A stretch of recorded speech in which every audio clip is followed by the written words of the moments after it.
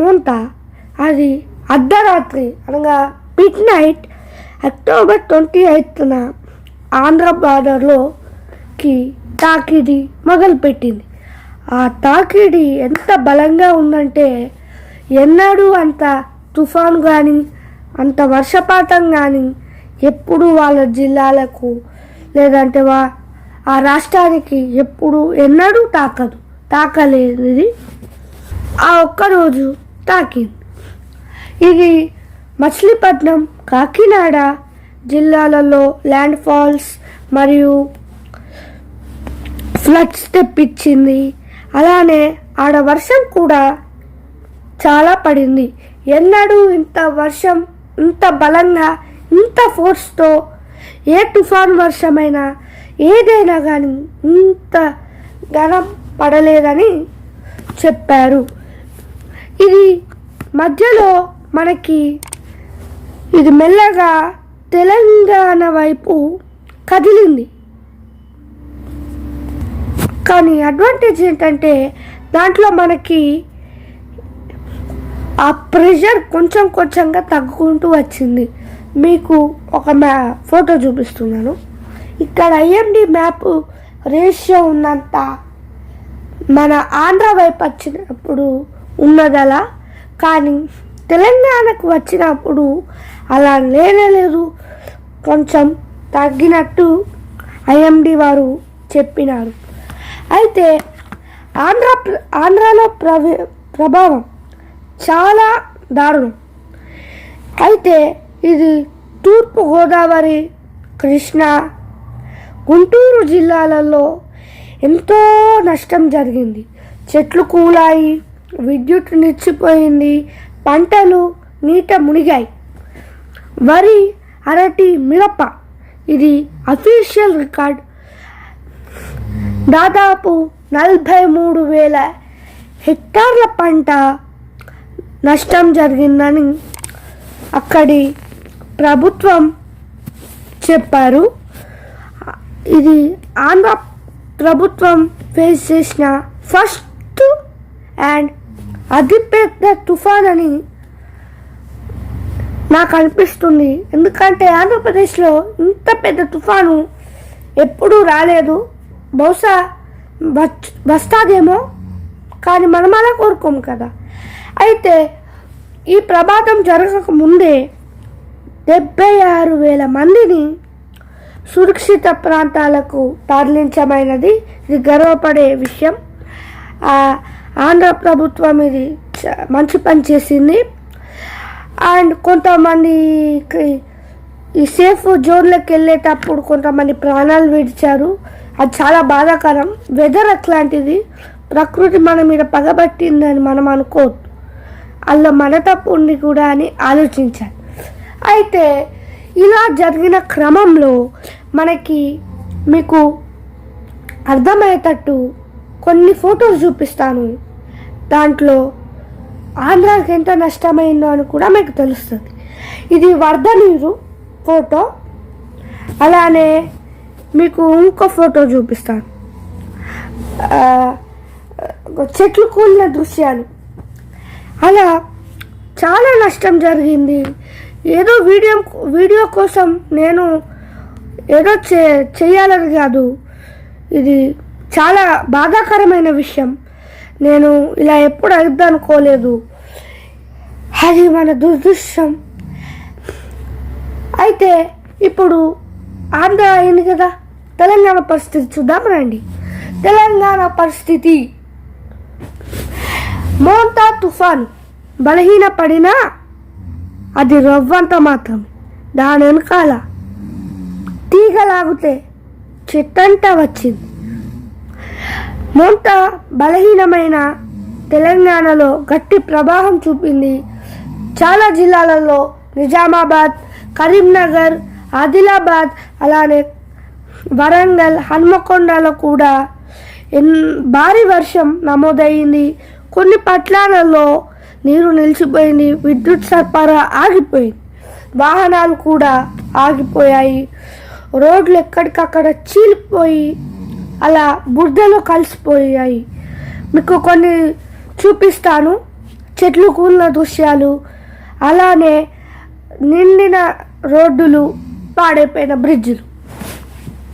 ఇది నిండిన రోడ్డులు అండ్ ఇంకోటి ఇది చెట్లు కూలిన దృశ్యం. ఇలా చాలా నష్టమైంది. ఒకటని రెండని చెప్పలేము. ఇది వరంగల్ ఈ జిల్లాలకు కూడా మస్తు దెబ్బతీసినది. కానీ ఒకటే ఒక విషయం మనల్ని గర్వపడేలా చేసింది. మన ప్రభుత్వాలు ఏవైతే తెలంగాణ ఆంధ్ర ప్రభుత్వాలు మెచ్చుకోదగ విషయం ఏంటంటే ప్రభుత్వాలు ఇవి రాజకీయం చేయలేదు.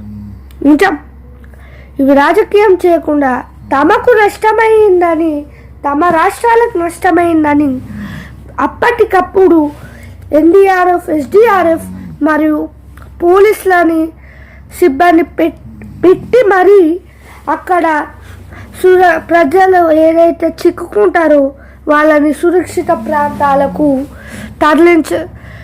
చేయమైనది.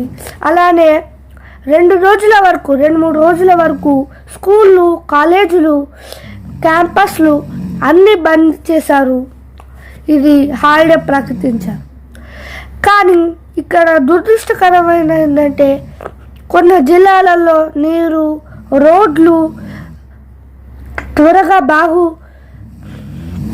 కాకుండానే కొత్తవి కూడా పాతవిలా ఎరిగిపోయాయి. కాబట్టి అవి కూడా బాగు చేస్తామన్నారు మన ఆంధ్ర ప్రభుత్వం, అలాగే తెలంగాణ ప్రభుత్వం. మోంతా మనకు ఒక పెద్ద పాఠం నేర్పింది. అదేంటో తెలుసా? మీరు అనుకోవచ్చు, జస్ట్ మినిట్, మీరు అనుకోవచ్చు ఏంద్ర వీడు మనకి ఇంత నష్టం చేసిన పాఠం నేర్పింది, లెక్చర్ చెప్పింది అని అనుకుంటారు మీరు. అది జనరల్ మైండ్ సెట్, అది అర్థం చేసుకునే విషయమే. కానీ ఇక్కడ ఒక విషయం మీరు గ్రహించాల్సింది ఉంది. అది ఏం నేర్పిందో తెలుసా? ఆ పాఠం ఏ సారు, ఏ టీచరు, ఏ ప్రొఫెసరు ఎక్కడా లేని ఆధునిక పాఠం, మనం అందరం తెలుసుకోవాల్సిన పాఠం ఏంటంటే వాతావరణ మార్పులు మరియు ఉష్ణోగ్రతలు, తుఫాన్ల ప్రవాహం, అలానే ఒక సత్యం ఏంటి అని అనుకోవచ్చు. సత్యం ఏంటంటే నువ్వు ప్రకృతితో ఆడుకున్నప్పుడు ప్రకృతి నీతో ఆడుకోవడంలో తప్పే లేదు. అలా ఈ 4-5 పాఠాలని మనకి ఆ ప్రకృతి మళ్ళా గుర్తు చేసింది. మనం అప్రమత్తంగా ఉండాలని గుర్తు చేసింది. ప్రకృతి మన తల్లి లాంటిది, దానిని బాధ పెట్టకూడదు, లేదంటే అది మనల్ని శిక్షిస్తుంది, మనల్ని మార్చాలని చూస్తుంది. కానీ మనం మారాలి. మారితేనే ప్రకృతి, మన అమ్మ లాంటి ప్రకృతి బతుకుద్ది.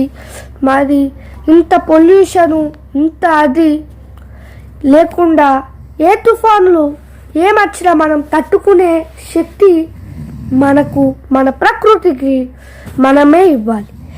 అండ్ మన కుటుంబాన్ని మనమే రక్షించాలి. అలానే మన ప్రకృతి కూడా